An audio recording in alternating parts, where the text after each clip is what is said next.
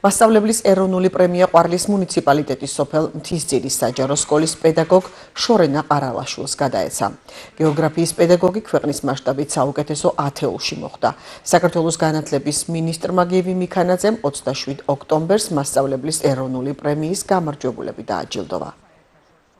წარმოვადგენ ყვარლის მუნიციპალიტეტს ორ სკოლაში მუშაობ, ახალსოფლის მეორე საჯარო სკოლაში და მთისძირის საჯარო სკოლაში. ორივე სკოლიდან ვიყავი წარდგენილი და ძალიან ბედნიერი ვარ.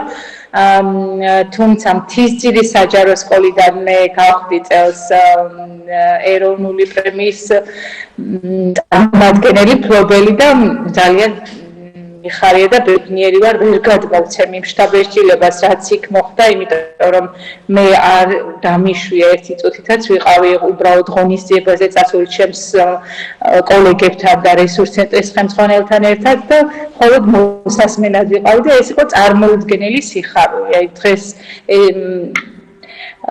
დღესაც კი ვერ გავიაზრე, ასე ვთქვათ, როგორ მივიღე ეს ჯილდო, ძალიან ბედნიერი ვარ და ეს ჯილდო ფიქრობ, რომ ჩემთვის არის პასუხისმგებლობა როგორც მასწავლებლისთვის, რადგან ეს მიღწევა მხოლოდ ჩემი არ არის, ეს არის ჩემი თითოეული მოსწავლის, მშობლის, კოლეგის დამსახურება და ამიტომ ძალიან ეს საპასუხისმგებლოდ ვექცევი ამ ჯილდოს.